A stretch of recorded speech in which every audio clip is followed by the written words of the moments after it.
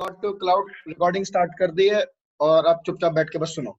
तो last class में हम लोगों ने LSA 1, LSA 2, LSA 3 तीन LSA हमने पढ़े थे और वो हमने टॉपिक को कंप्लीट ही कर लिया था। ठीक है, आज की क्लास में हम लोग जो डिस्कशन करेंगे वो डिस्कशन करेंगे LSA 4, LSA 5, LSA 6 और LSA 7 का। ठीक है, तो सबसे पहले हमें कौन सा पढ़ना है? आज के लिए हमें पढ़ना है LSA 4। लेकिन LSA 4 पढ़ाने से पहले ना, ठीक है, LSA 4 को हम बेसिकली क्या बोलते हैं? It is known as ASBR summary. लेकिन LSA 4 पढ़ाने से पहले मैं आप लोगों को पढ़ाऊंगा LSA 5, क्योंकि LSA 4 डिपेंड करता है LSA 5 पे। अगर LSA 5 है तो LSA 4 है, अगर LSA 5 नहीं है तो LSA 4 नहीं है। तो इसलिए हम पहले LSA 5 पढ़ेंगे कि LSA 5 क्या होता है, उसके बाद पढ़ेंगे हम LSA 4 क्या है। LSA 5 is known as external LSA। ठीक है, इसको हम क्या बोलते हैं? External LSA। अब बेसिकली होता क्या है? These are the routes of external protocol। ठीक है, किसी और प्रोटोकॉल के राउट्स जब OSPF में इंसर्ट किए जाते हैं, ठीक है भाई, जैसे हमने EIGRP पढ़ा था, EIGRP में हमने रिडिस्ट्रीब्यूशन देखा था। इसी तरीके से अब आप चाहते हो OSPF प्रोटोकॉल के अंदर किसी और प्रोटोकॉल के राउट आ जाए तो आपको रिडिस्ट्रीब्यूशन करना पड़ेगा। तो जब एक प्रोटोकॉल, जब OSPF के अंदर किसी और प्रोटोकॉल्स के राउट आप इंसर्ट करते हो ना, तो वो जाते हैं एज LSA 5। क्लियर? अब बात ये आती है LSA 5 जनरेट कौन करता है? भाई LSA 5 जनरेट करता है आपका ASBR राउटर। अब आई होप आप लोगों को पता होगा ASBR राउटर क्या होता है। मयंक, आपको पता है ASBR राउटर क्या होता है? Autonomous system border router. Autonomous system border router, ऐसा राउटर जिसका कम से कम एक इंटरफेस हो OSPF में और कम से कम एक इंटरफेस हो किसी और प्रोटोकॉल में, हम उसको बोल देते हैं autonomous system border router. Right now next thing कि जनरेट तो ये करेगा। अब बात ये भी आ जाती है सेंड किसको करेगा? The external routes are sent to all the routers. जितने भी राउटर होंगे, चाहे सेम एरिया में और चाहे दूसरे एरिया में। ठीक है, मैं यहां पे लिख देता हूं send to all routers irrespective of area. मतलब किसी भी एरिया में कोई सा भी राउटर हो, सबको फॉरवर्ड किए जाते हैं LSA 5। जनरेट कौन करता है? ASBR। देखो आप इसको ऐसे समझो, मैं कह रहा हूं कि ये मेरे पास राउटर हो गया, ये हो गया एक एरिया 0। ठीक है, इस एरिया 0 में I have certain number of routers R1, R2, R2, R1, R2, R3। अब आपको पता है ना कि सेम एरिया में LSA 1 भी होता है, LSA 2 भी होता है ना? और डिफरेंट एरिया के जब राउट्स आते हैं तो LSA 3 की तरह आते हैं। मैं सिमिलरली एक अज्यूम कर लेता हूं, यहाँ पे है एक R4 जो कि हमारा क्या हो गया? Area border router. और उसके बाद क्या हो गया? एक एरिया 1। ठीक है, और यहाँ पे हमारे पास कुछ राउटर्स हैं जैसे कि R5, R6, यहाँ पे ले लेता हूं मैं R7।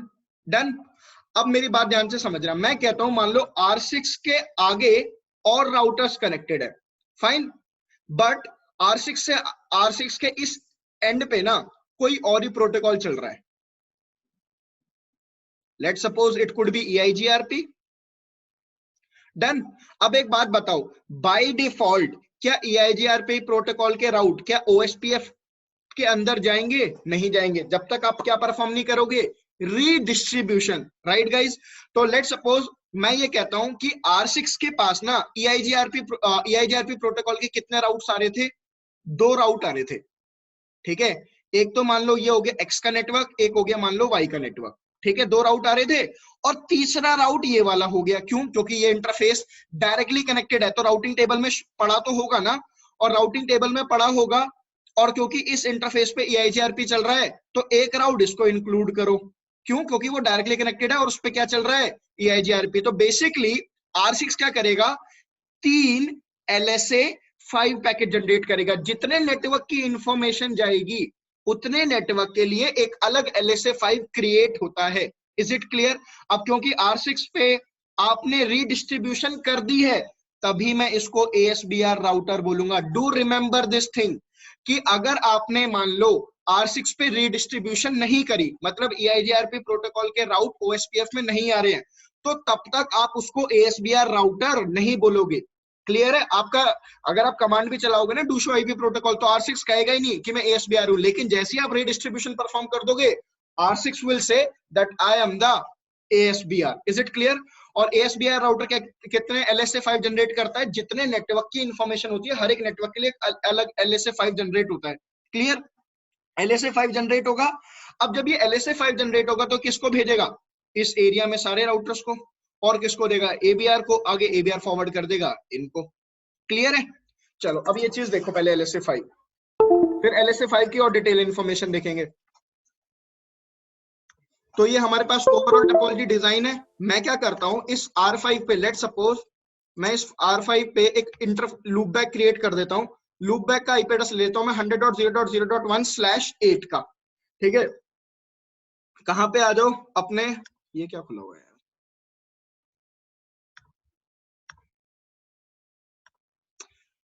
मैं R5 पे आ गया।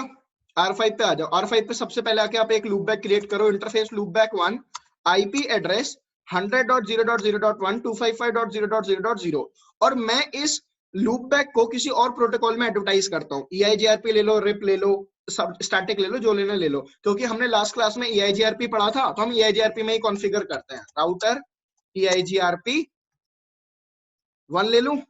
उसके बाद नेटवर्क कौन सा है मेरा? 100.0.0.0।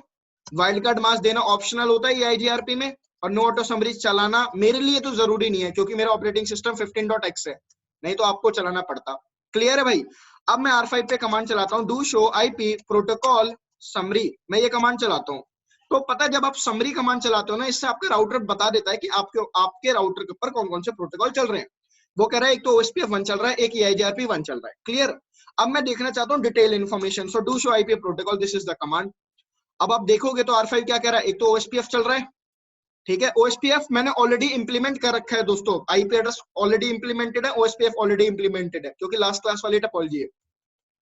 और वो क्या कह रहा है, EIGRP 1 भी चल रहा है, EIGRP 1 में आपने 100 का नेटवर्क एडवर्टाइज कर रखा है। अब मुझे एक बात बताओ, अभी तक क्या मैंने कोई रिडिस्ट्रीब्यूशन परफॉर्म करी है? क्या आपका राउटर कहीं पे भी ये लिखा आ रहा है कि ये एक ऑटोनॉमस सिस्टम बॉर्डर राउटर है? कहीं पे लिखा आ रहा है? नहीं ना। तो इसका मतलब क्या है कि ऑटोनॉमस सिस्टम बॉर्डर राउटर आपका तब बनेगा जब रीडिस्ट्रीब्यूशन हो जाएगी। और अभी आप किसी भी और राउटर पे भी जाके देखोगे क्या 100 का नेटवर्क आ रहा होगा? नहीं आ रहा होगा ना। Now let me do one thing, मैं OSPF प्रोटोकॉल के अंदर जाके रीडिस्ट्रीब्यूट कर देता हूं EIGRP 1 को।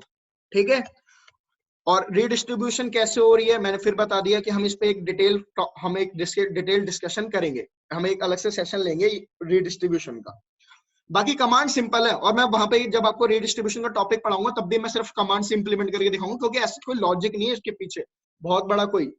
ठीक है, रीडिस्ट्रीब्यूट करा किसको? EIGRP 1 को। सबनेट्स कमांड क्यों चलाई वो मैं अब आगे ही बताऊंगा जब रीडिस्ट्रीब्यूशन की क्लास दूंगा। डन? तो रीडिस्ट्रीब्यूट हो गया। अब रीडिस्ट्रीब्यूट होने के बाद मैंने क्या करा, OSPF प्रोटोकॉल के अंदर EIGRP प्रोटोकॉल के जितने भी राउट थे सारे कर दिए redistribute. Do show IP protocol, जब मैं कमांड चलाता हूं, अब राउटर क्या कह रहा है, it is an autonomous system border router. Boundary router और border router the thing is same. तो इसका मतलब क्लियर हो गया भाई। अब हो गया रहा होगा कि अब ये R5 एक LSA5 जनरेट करेगा। कितने नेटवर्क हैं इस वक्त EIGRP में मुझे बताओ? एक ही तो नेटवर्क है ना, तो एक LSA5 जनरेट होगा ना। कौन जनरेट करेगा? R5 खुद।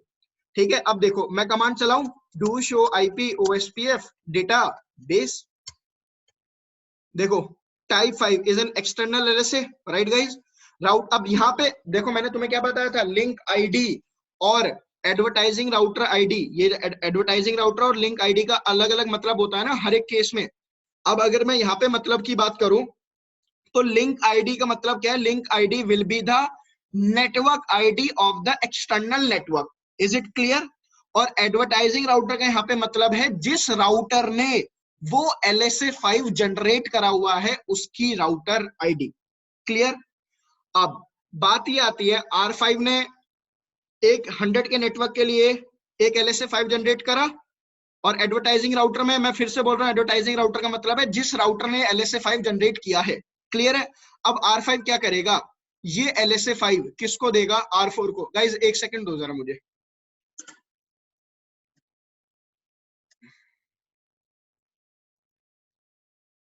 रिज्यूम रिकॉर्डिंग, फाइल न्यू,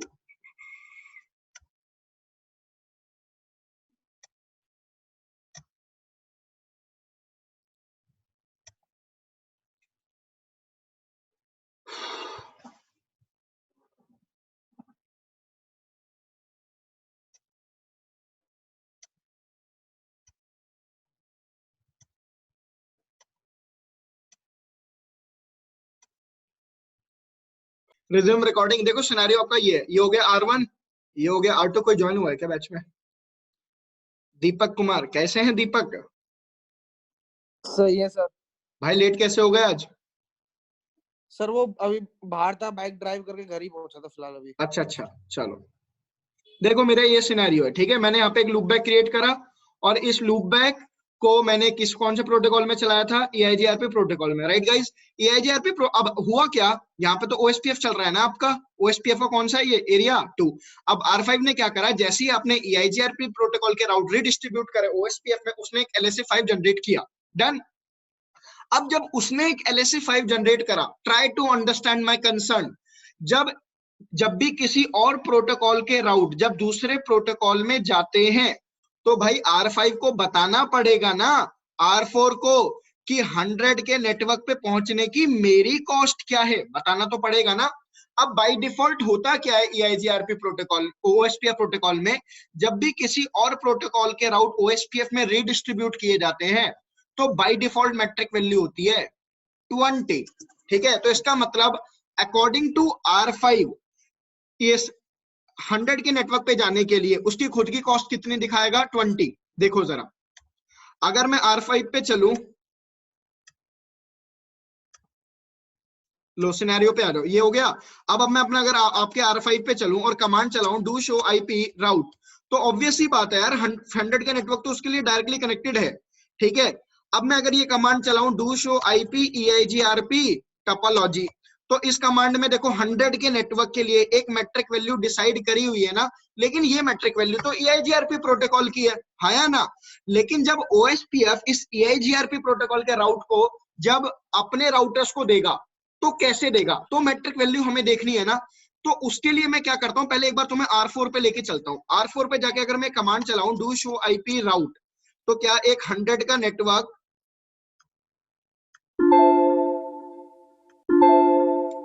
क्या है यार, क्या एक 100 का नेटवर्क R4 के पास नहीं आ रहा? आ रहा है। AD वैल्यू क्या है? 110। मैट्रिक वैल्यू क्या आ रही है? 20। I hope the thing is clear. और यहाँ पे O का मतलब क्या है? OSPF। E2 का मतलब क्या है? देखो E का मतलब होता है एक्सटर्नल राउट, किसी और प्रोटोकॉल का राउट। लेकिन ये E2 और देखो एक चीज होती है E1 और एक चीज होती है E2। इसका मैं डिटेल में डिस्कशन करूंगा, लेकिन अभी के लिए थोड़ी देर के लिए रुक जाओ। ठीक है, होता क्या ये, तो इसका मतलब क्या है, जब R5 ने जब 100 का नेटवर्क R4 को दिया, तो क्या बताया होगा? मेरी मैट्रिक वैल्यू क्या है? 20। राइट गाइस, जरा अब मैं R5 पे चल के ये कमांड चलाता हूं डू शो IP OSPF। मेरे को ये जो LSA5 क्रिएट करा है ना, किसने? आपके R5 ने ये LSA5 क्रिएट करा है ना, ये वाला। रुक जाओ, कहां गया मैं? किस पे हूँ? R4 पे, R5 पे आओ यार। Do show IP OSPF database. देखो ये R5 ने एक LSA5 क्रिएट करा। अब मैं देखना चाहता हूँ इस LSA5 के अंदर डिटेल इंफॉर्मेशन है क्या। So run this command do show IP OSPF database, और डेटाबेस के बाद कमांड चला दो एक्सटर्नल। उसके बाद अगर तुम किसी, अगर मान लो तुम्हारे पास बहुत सारे नेटवर्क है यहाँ पे, ठीक है, और तुम किसी एक पर्टिकुलर नेटवर्क की इंफॉर्मेशन देखना चाहते हो, तो उसकी नेटवर्क आईडी लिख दो। बट क्योंकि मेरे पास अकेला एक ही नेटवर्क है, तो मैं यहाँ पे चाहे तो ये लिख के भी छोड़ सकता हूँ।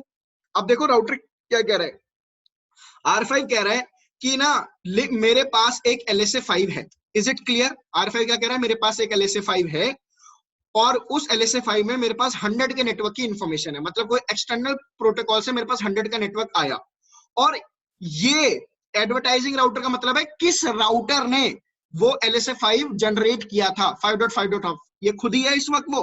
ठीक है, अब एक बात ध्यान पे देखना, यहाँ पे क्या लिखा हुआ? Metric value 20। तो मतलब अकॉर्डिंग टू R5 उस EIGRP प्रोटोकॉल के राउट पे पहुंचने के लिए उसकी खुद की मैट्रिक वैल्यू क्या है? 20। Is it clear? अब होगा क्या, अब यहाँ पे लिखा है ना मैट्रिक टाइप 2। मैट्रिक टाइप 2 का मतलब है जो R4 पे शो कर रहा था ना E2, ये वहां पे 2 है। यहाँ इस टाइप 2, इस मैट्रिक टाइप का यहाँ पे मतलब वो वाला 2 है। ठीक है, अब यही LSA5 R4 को देगा कौन? R5। देखो ये R4 का डेटाबेस है, मैं R4 पे हूँ इस वक्त, ये R4 का डेटाबेस है। अब R4 पे चेक करो कि उसको डेटाबेस में क्या मिला हुआ है। LSA5 में do show IP OSPF database external. एक बात बताओ, R4 क्या कह रहा है कि मेरे को एक 100 के नेटवर्क की इंफॉर्मेशन मिली है। एडवर्टाइजिंग राउटर कौन है? 5.5.5। इसका मतलब क्या है? एक ASBR राउटर मेरा ये है, इसने ये LSA5 का पैकेट जनरेट करा है, और जब इस राउटर ने मेरे को ये इन्फॉर्मेशन दी है तो क्या बोला है कि उसकी मैट्रिक वैल्यू किस पे पहुंचने के लिए, वो इस 100 के नेटवर्क पे पहुंचने के लिए कितनी है, 20। Is it clear? अब देखो तुम लोग ध्यान से समझना इस चीज को। बाय डिफॉल्ट क्या होता है यार मैट्रिक कैलकुलेशन में, भाई एक राउटर, ठीक है, देखो यहाँ पे समझो, मान लो यहाँ पे एक लूप बैक चल रहा होता, ठीक है, OSPF प्रोटोकॉल के अंदर। अब R1 क्या बोलता, R1 बोलता, मान लो यहाँ पे 20 का नेटवर्क है, R1 बोलता इस 20 के नेटवर्क पे पहुंचने की कॉस्ट मेरी क्या है, 1। R1 ये इन्फॉर्मेशन R2 को देता, तो क्या बोलता, मेरी 20 के नेटवर्क पे पहुंचने की कॉस्ट है 1। अब R2 क्या करता, अपनी कॉस्ट कैलकुलेट करता R1 तक जाने की, ठीक है, मान लो उसकी भी होती 1, तो according to R2 total cost कितनी हो जाती, 2। हाँ है ना, ये एक सिंपल फंडा है ना, ये इसी तरीके से ये IGRP काम करता है, इसी तरीके से OSPF। बट जब भी मैं एक्सटर्नल राउट्स की बात करता हूं ना, ये फंडा काम नहीं करता, ठीक है। किसमें, E2 के केस में, भाई एक होता है E1, एक होता है E2।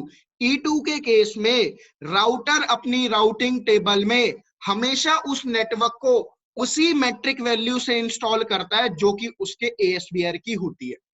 समझ में आया? मैं अपनी बात फिर से रिपीट कर रहा हूं, जब भी एक राउटर के पास ASBR राउटर से एक्सटर्नल प्रोटोकॉल का कोई राउट आएगा, तो R4, तो वो राउटर अपनी राउटिंग टेबल में उस नेटवर्क की इंफॉर्मेशन उसी मैट्रिक वैल्यू से स्टोर करता है जो कि उसके ASBR के लिए होती है E2 के केस में। तो अकॉर्डिंग टू R5 100 पे नेटवर्क पे पहुंचने की कॉस्ट कितनी है, 20। R4 ने भी अपने ऊपर इंस्टॉल करी विद द मैट्रिक वैल्यू 20।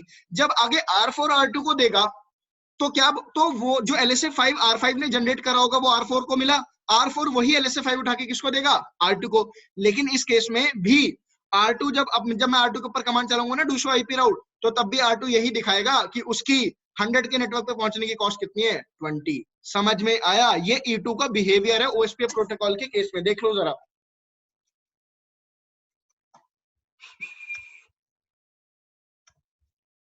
ठीक है, तो देखो अगर मैं R4 पे कमांड चलाता हूँ डू शो IP राउट, तो 100 के नेटवर्क पे पहुंचने की कॉस्ट कितनी दिखा रहा है, 20।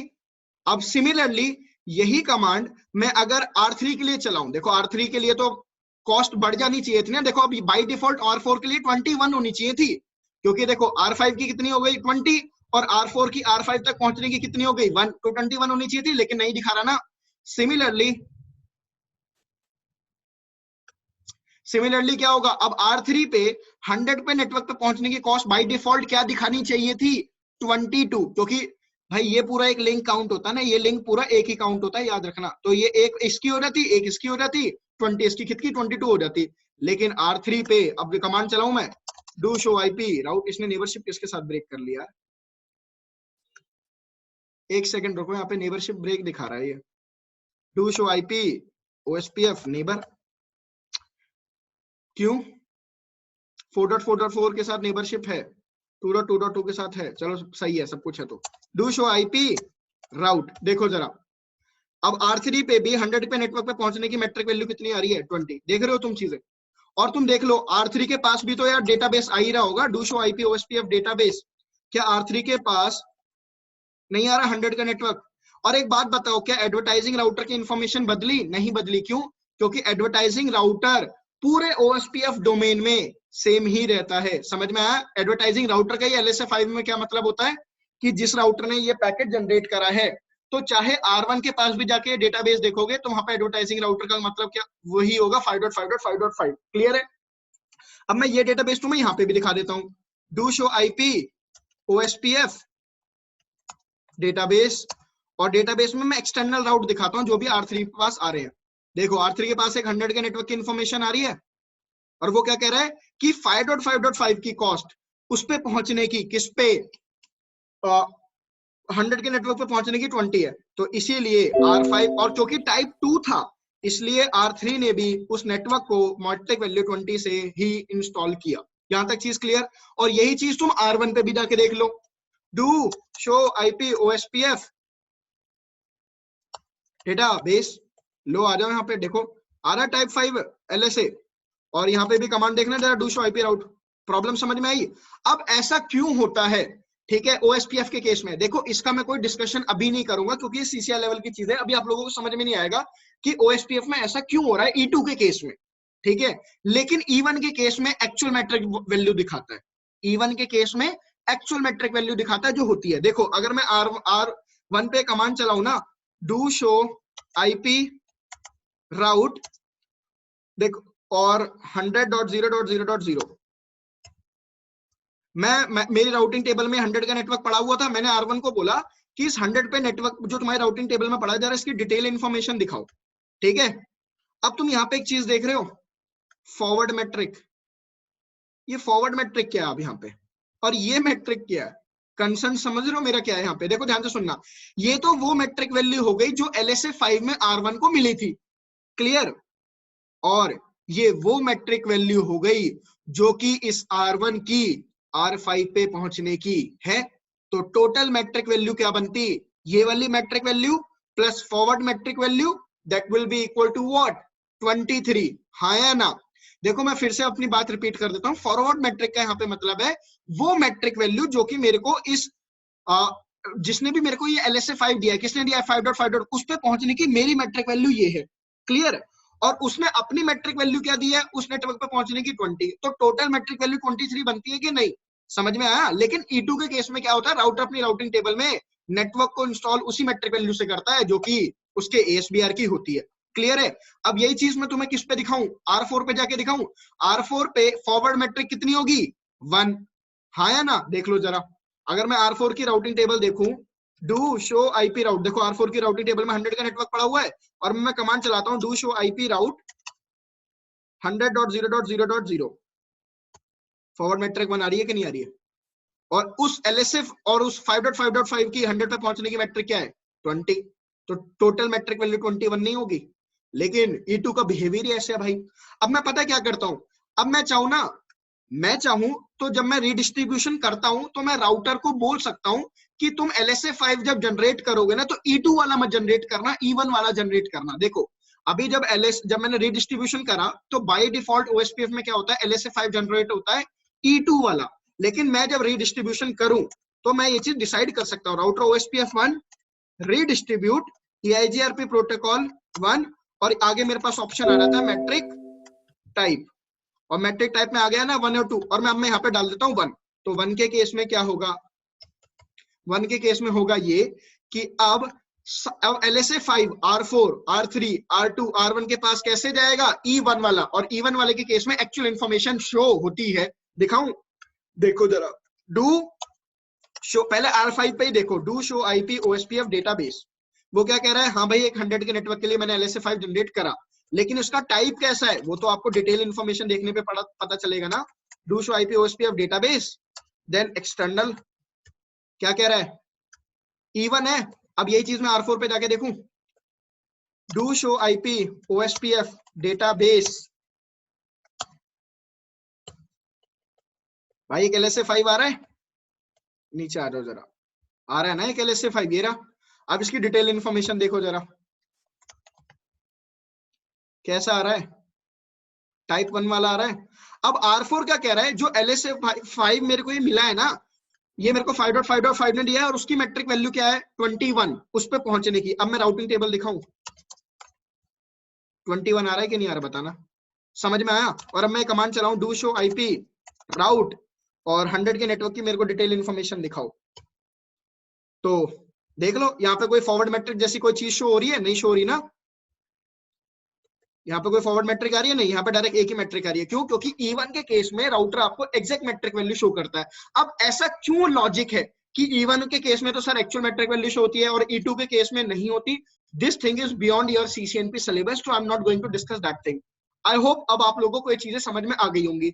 सिमिलरली अगर R1 पे दिखाऊं तो R1 पे इस 100 पे नेटवर्क पे पहुंचने की कॉस्ट कितनी होनी चाहिए, एक मैट्रिक इसकी, एक मैट्रिक इस पूरे लिंक की होगी, एक इसकी होगी, 3 तो ये होगी, और R5 की खुद की इस पे पहुंचने की इतनी 20, तो 23 होनी चाहिए था ना। R1 पे आओ, देखना जरा 23 दिखा रहा है कि नहीं दिखा रहा? क्यों? क्योंकि अब कैसे राउट आ रहा है, E1 वाला। समझ में आ गया? तो क्या आप लोगों को LSA 5 क्लियर हो गया सबको? मैम क्लियर है? Nalini ma'am? Yes sir clear. Ma'am आपको क्लियर हो गया भाई? मयंक, दीपक आपको क्लियर है?